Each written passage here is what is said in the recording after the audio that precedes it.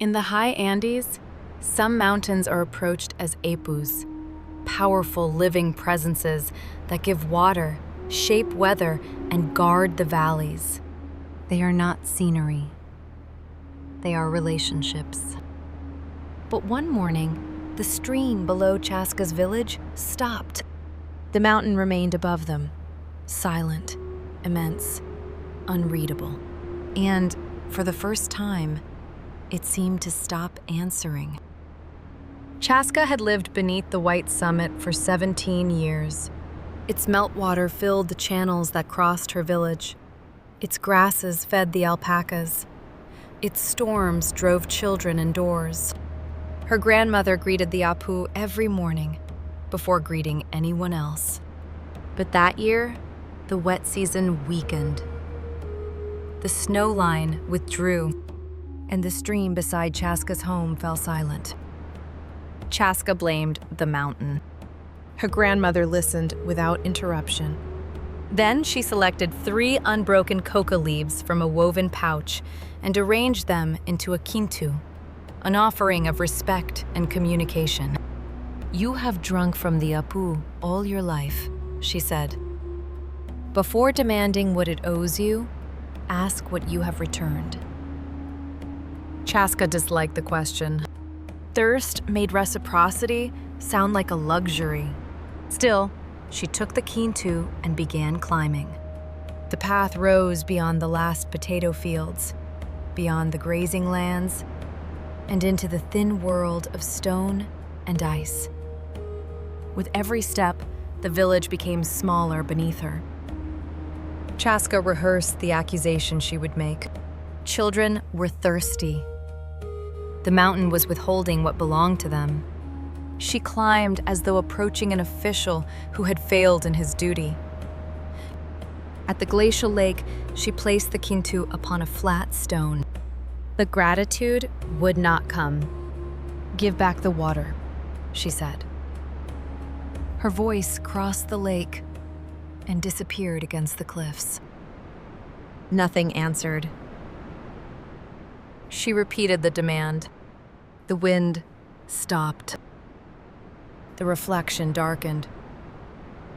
Then a crack rolled through the glacier, too deep for thunder and too deliberate to ignore.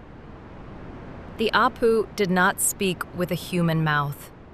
It spoke through grinding ice, moving water, and stones settling underground. Yet Chaska understood. Snow became streams.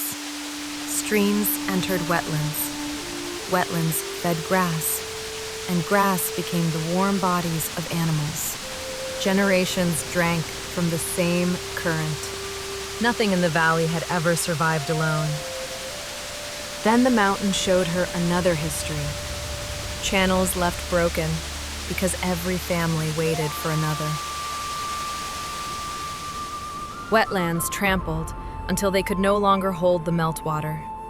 Grass cut before its roots recovered. Springs divided and treated as possessions. Chaska had climbed to accuse the mountain of breaking an agreement. Now she saw that the valley had forgotten there was an agreement at all. Her grandmother's question returned. "What have you returned?" The principle was Ayni, reciprocity, not as a single payment, but as a continuing relationship. The mountain gave water. The wetlands held it. The people maintained the channels, protected the springs, and helped one another when the work was too great for one household.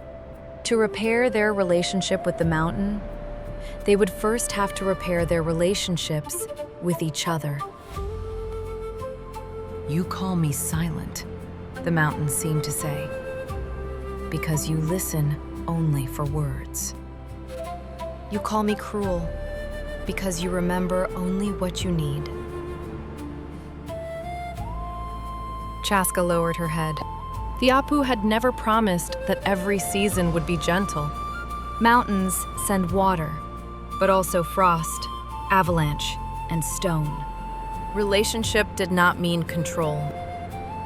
It meant attention, responsibility, and respect, even when the answer was difficult.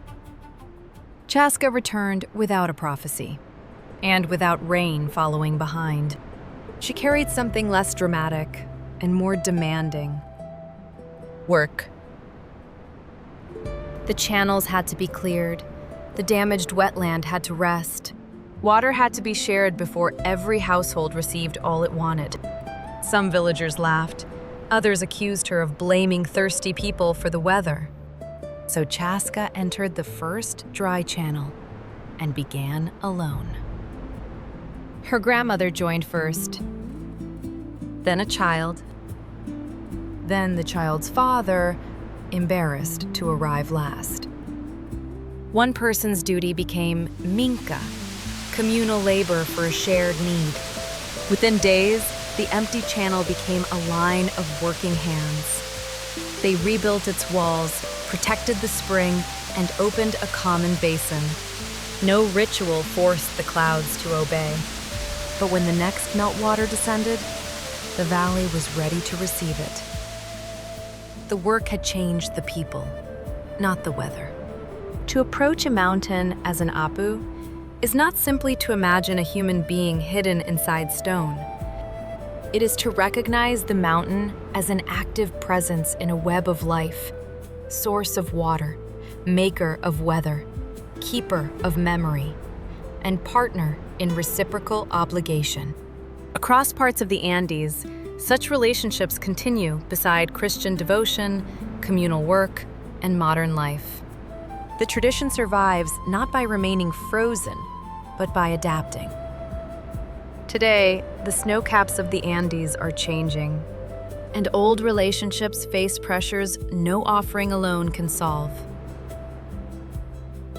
But the question carried by the Apus remains: what would we do differently if the land could remember us? A mountain treated only as dead matter can be measured, divided, and consumed. A living mountain can be loved, feared, neglected, or betrayed. But it must be answered. And perhaps it has been answering us all along.